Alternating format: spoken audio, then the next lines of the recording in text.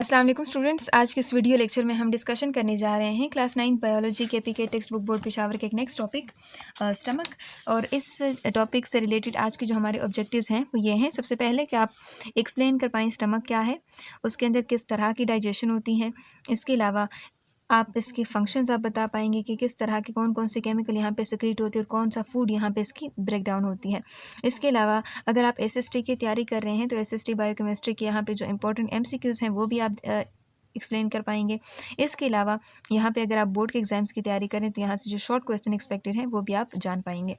तो सबसे पहले हम स्टमक की बात करते हैं। स्टमक क्या है? एक सैक लाइक ऑर्गन होता है जो कि एसोफेगस एंड इंटेस्टाइन के दरमियान मौजूद होता है। ओसोफेगस क्या होता है?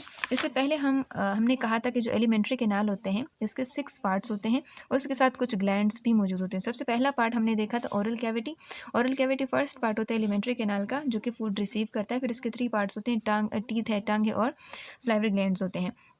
टीथ का काम क्या है? फूड को छोटे छोटे हिस्सों में ब्रेक करना। टंग का काम क्या है? फूड को स्वेल्व करना यानी उसको निगलने में मदद देना। और सलाइवरी ग्लैंड का काम क्या है? फूड को मॉइस्टन करना, गीला करना। उसके अलावा जो फूड के अंदर जो जर्म्स है उसको किल करना। इसके अलावा यहाँ पे एक एंजाइम होता है जो कि कार्बोहाइड्रेट की डाइजेशन में हेल्प करता है।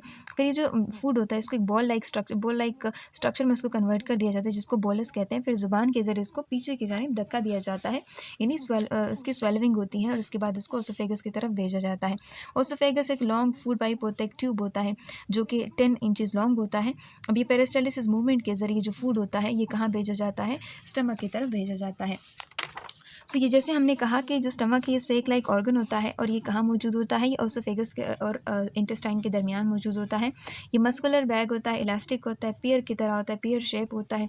इसके अलावा ये क्रॉस वाइज मौजूद है। एब्डोमिनल कैविटी के अंदर जो हमारा पेट होता है ना उसके अंदर क्रॉस वाइज मौजूद होगा डायफ्राम के बिल्कुल नीचे। तो जैसे यहाँ पे आप देख सकते हैं ये हमारा एक डाइजेस्टिव सिस्टम आपको बताया गया है और इस डाइजेस्टिव सिस्टम में आप देख सकते हैं यहाँ पे ये क्या है? ये ओसोफेगस है और ये देखें ये क्या है? ये इंटेस्टाइन है। इनके दरमियान ये देखें ये स्टमक मौजूद होता है। अब यहाँ पे आप देख सकते हैं क्रॉस वाइज इस तरह से ही मौजूद होता है। दूसरा यहाँ पे ये पेयर शेप होता है। तीसरा कि ये बैग की तरह होता है, मसल से बना होता है। और यहाँ पे एक ऊपर एक डायफ्राम होता है कि जिसके ऊपर लंग्स होते हैं, रिस्पिरेटरी सिस्टम पूरा ऊपर मौजूद होता है। तो रिस्पिरेटरी सिस्टम के नीचे यहाँ पे एक रूफ होते हैं। यहाँ पे देखें आप देख सकते हैं ये क्या होती है? डायफ्राम होता है। डायफ्राम के नीचे ये जो स्टमक होता है ये मौजूद होता है। अब यहाँ पे आपसे कहते हैं कि जो यहाँ पे जो स्टमक है ये 12 इंचेस लॉन्ग होता है यानी 12 इंचेस इसकी लेंथ होती है, 6 इंचेस इनकी विड्थ होती है यानी इसका जो वाइडेस्ट पॉइंट हो इसकी जो चौड़ाई है वो 6 इंच होती है। और इसकी टोटल कैपेसिटी देख लें, मतलब कितना फूड इसके अंदर फिल कर सकते हैं आप, तो वो एवरेज 1 लीटर है। अगर वो खाली है तो 50 मिलीलीटर है और अगर वो फुल है तो वो 1 लीटर है। लेकिन ये एक्सटेंड हो सकती है 4 लीटर तक क्योंकि मस्कुलर है, इलास्टिक है, तो इलास्टिसिटी की वजह से ये 4 लीटर तक एक्सपेंड हो सकता है। ठीक है, यानी इसके अंदर ज़्यादा फूड आप स्टोर कर सकते हैं। अब कहते हैं कि जो फूड होता है वो ओसोफेगस से स्टमक के अंदर एंटर हो जाता है। अब जब वो एंटर होता है तो वहाँ पे एक जंक्शन होता है। उस जंक्शन को यहाँ पे हम क्या नाम देते हैं? कार्डियक स्फिंक्टर का नाम देते हैं। जैसे यहाँ पे आप देख सकते हैं ये क्या है? ये ओसोफेगस है। ओसोफेगस और स्टमक के दरमियान एक जंक्शन होता है जिसको हम कार्डियक स्फिंक्टर कहते हैं। और ये कार्डियक स्फिंक्टर का काम क्या है? बैकवर्ड फ्लो ऑफ फूड को प्रिवेंट करता है यानी फूड जो है वो वापस ना चला जाए। जैसे यहाँ पे आप देखते हैं ये क्या है? ये ओसोफेगस से फूड यहाँ पे एंटर हो गया है। अब आप क्या कर रहे हैं? सीधे आप खड़े हैं। अगर आप उल्टे हो जाते हैं तो क्या ये फूड वापस चला जाएगा? नहीं, क्योंकि यहाँ पे ये सिर्फ वन वे फ्लो को क्या कर रहा है? अलाउ कर रहा है। सही है। तो यहाँ पे आप लोगों को इस चीज़ की समझ आ गई कि किस तरह से फूड को वापस जाने से प्रिवेंट करता है। अब कभी कभी ऐसा होता है कि हार्ट बर्न का एक कंडीशन होती है कि जिसमें जो स्टमक की जूसेस होती हैं वो कार्डियक स्फिंक्टर के ज़रिए बाहर निकल जाती हैं। देखिए कार्डियक स्फिंक्टर के ज़रिए बाहर निकल जाती हैं जिसकी वजह से आपको थोड़ी सी बर्निंग का एहसास होता है और इस बर्निंग सेंसेशन को हम हार्ट बर्न भी कहते हैं। ठीक है। अब यहाँ पे स्टमक का वैसे अगर बाकी स्ट्रक्चर देखें तो स्टमक की जो वॉल्स होती है वो थिक होती है, मोटी होती है, मस्कुलर होती है, मसल से बनी हुई होती हैं।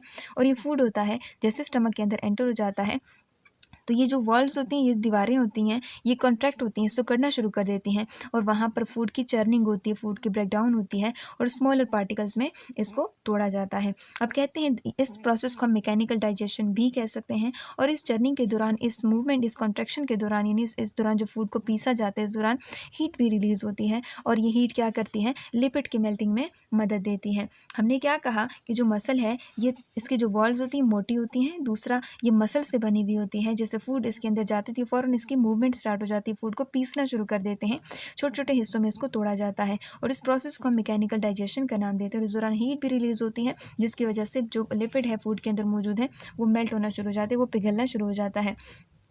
अब आगे कहते हैं जो इनर वॉल्स होते हैं स्टमक के, उसके अंदर गैस्ट्रिक ग्लैंड्स होते हैं और ये गैस्ट्रिक ग्लैंड्स क्या करते हैं, गैस्ट्रिक जूसेस सेक्रेट करते हैं स्टमक के लिए। ये जो गैस्ट्रिक जूस होती है इसकी अमाउंट अगर 400 से लेके 800 मिलीलीटर तक इतनी अमाउंट ऑफ जो गैस्ट्रिक जूस होती हैं वो रिलीज़ होती हैं। अब गैस्ट्रिक जूस जो है इसके अंदर क्या होते हैं, इसके अंदर कौन कौन सी चीज़ होती है, म्यूकस इसके अंदर होता है, पेप्सिनोजन होता है, इंजाइम्स होते हैं और हाइड्रोक्लोरिक एसिड इनके अंदर मौजूद होता है। गैस्ट्रिक ग्लैंड क्या होते हैं, ये स्पेशलाइज्ड सेल्स होते हैं जो क्या करते हैं, ख़ास तरह का केमिकल रिलीज़ करते हैं। जैसे यहाँ पे आप देख सकते हैं ये एक स्टमक है, स्टमक की दीवारों के अंदर आपको ये देखिए स्पेशलाइज्ड सेल्स नज़र आ रहे हैं। तो ये जो सेल्स होते हैं ये म्यूकस सेक्रेट करते हैं, ये वाले जो सेल्स होते हैं ये HCl सेक्रेट करते हैं, ये वाले जो सेल्स होते हैं पेप्सिनोजन सेक्रेट करते हैं। सो देखो स्पेशलाइज्ड तरह के सेल्स जो कि खास तरह का केमिकल सेक्रेट करते हैं उसको हम ग्लैंड्स का नाम देते हैं और ये जो केमिकल रिलीज़ होता है इस केमिकल को हम गैस्ट्रिक जूस का नाम देते हैं और इस जूस के अंदर म्यूकस, पेप्सिनोजन, एंजाइम और साथ में हाइड्रोक्लोरिक एसिड इनके अंदर मौजूद होता है। अब सबसे पहले हम हाइड्रोक्लोरिक एसिड का फंक्शन देखते हैं। हाइड्रोक्लोरिक एसिड क्या करेगा, ये एक तेज़ाब होता है और ये इनएक्टिव पेप्सिनोजन को कन्वर्ट कर देता है एक्टिव फॉर्म में जिसको हम पेप्सिन का नाम देते हैं। यानी हाइड्रोक्लोरिक एसिड पेप्सिनोजन को एक्टिवेट करता है पेप्सिन के अंदर और फिर ये पेप्सिन क्या करेगा, ये प्रोटीन मॉलिक्यूल्स को ब्रेक करेगा छोटे छोटे अमीनो एसिड चेन्स के अंदर जिसको हम पेप्टाइड्स का नाम देंगे। यानी हम यूँ कह सकते हैं कि पेप्सिन एक एंजाइम होता है और ये प्रोटीन मॉलिक्यूल को पेप्टाइड्स के अंदर ब्रेक करता है।